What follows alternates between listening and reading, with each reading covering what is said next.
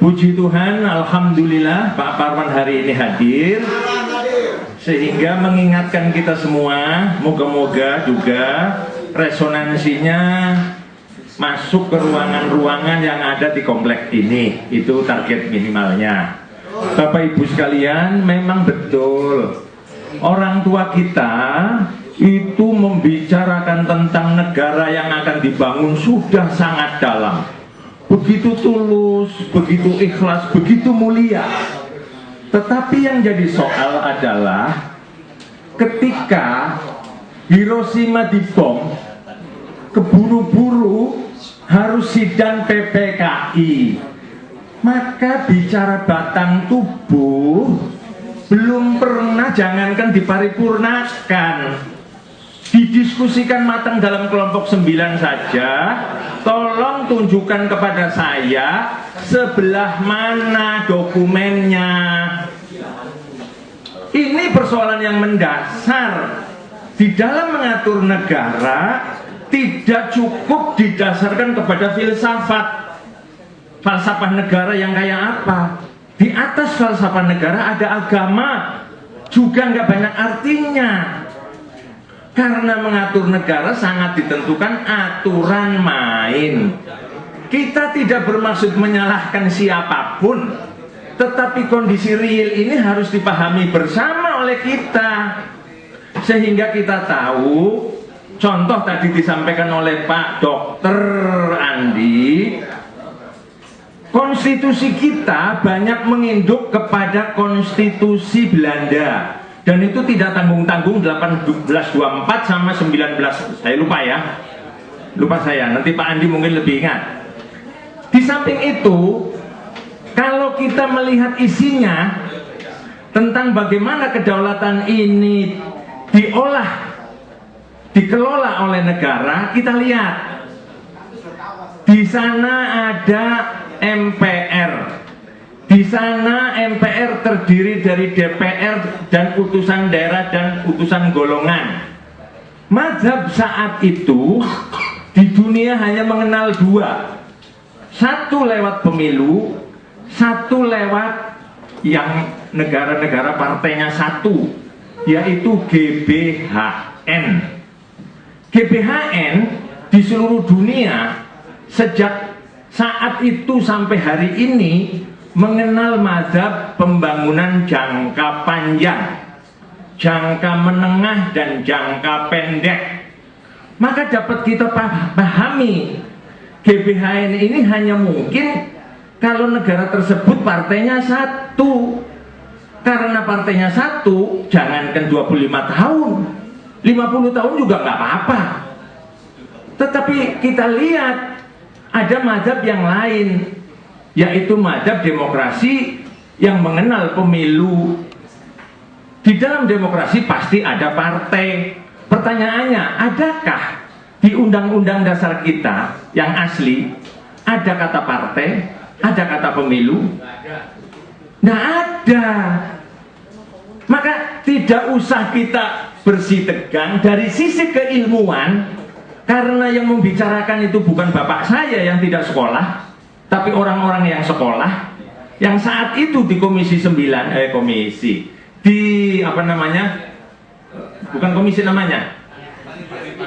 Panitia 9, itu yang memahami konstitusi barangkali yang agak dalam hanya dua.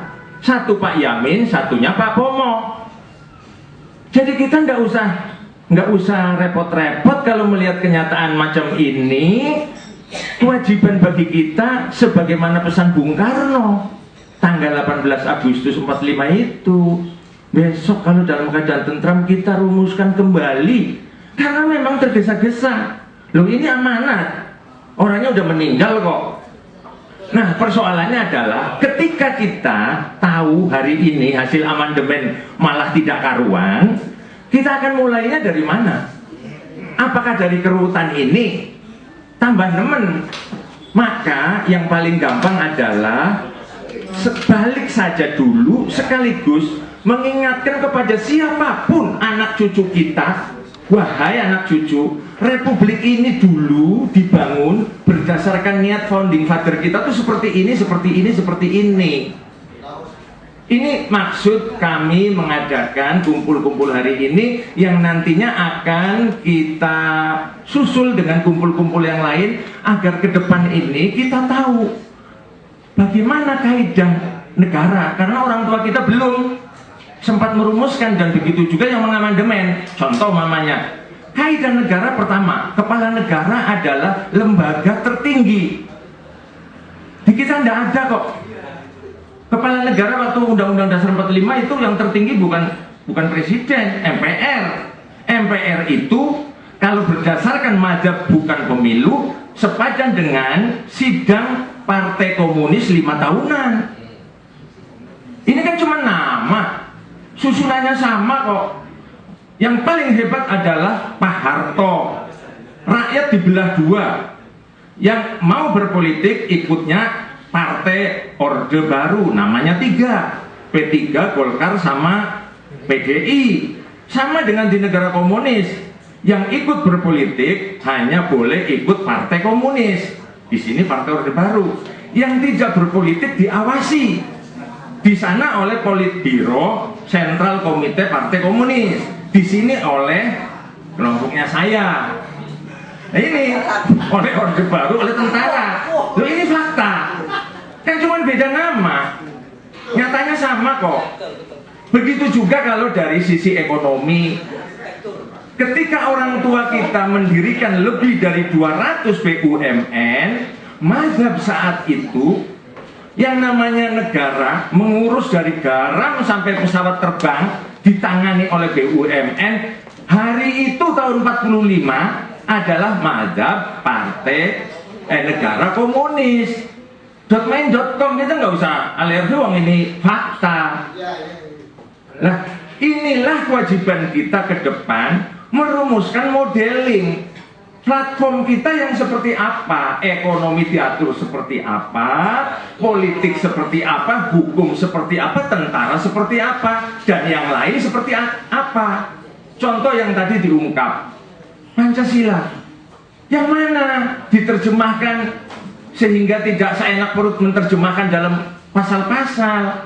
Iya, yang mayoritas Islam.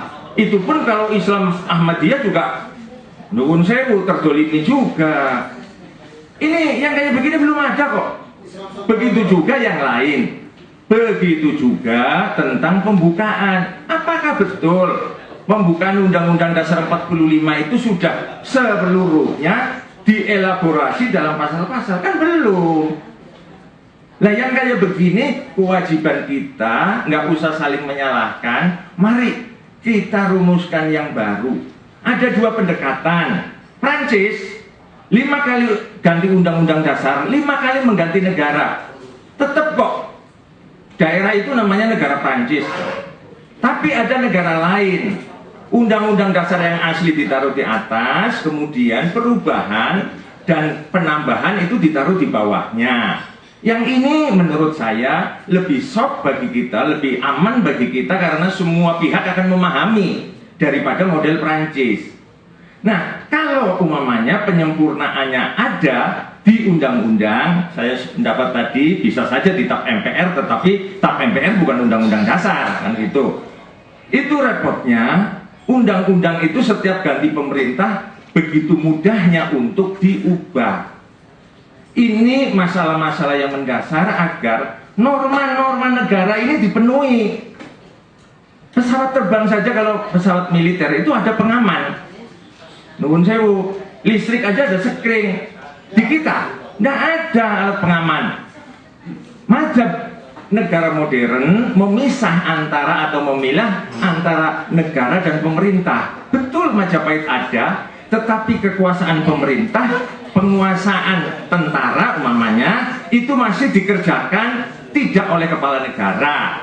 Membikin undang-undang, kepala negara zaman Majapahit masih membikin undang-undang. Ini persoalannya. Ketika ini belum dipilah atau dipisah, kelemahan pemerintah sama dengan kelemahan negara. Gagalnya pemerintah sama dengan gagalnya negara. Maka menjadi bubar negaranya. Itu. Nah, saudara-saudara, barangkali ke depan ini kita perlu menampung seluruh aspirasi yang ada seperti ini, sehingga ke depan niat insunya orang tua jangan sampai lepas di tangan generasi kita, tetapi kita juga harus mengakomodasikan perubahan yang pasti datang, di mana modelnya hari ini pun belum ada kok modelnya. Kalau kita membayangkan 30 tahun yang lalu bagaimana orang menggunakan internet, belum bisa kita membayangkan. Nah, nyatanya hari ini ada seperti itu. Nah, yang kayak begini menurut saya jangan kita dibelenggu oleh orang-orang yang sudah dikubur. Karena ada tidak baiknya yang nanggung kita, bukan orang yang sudah dikuburan. Kesadaran ini barangkali yang perlu bagi kita, agar kita jangan ruwet sendiri, cekcok sendiri, setuju tidak setuju. Saya terima kasih hari ini mendapat masukan banyak.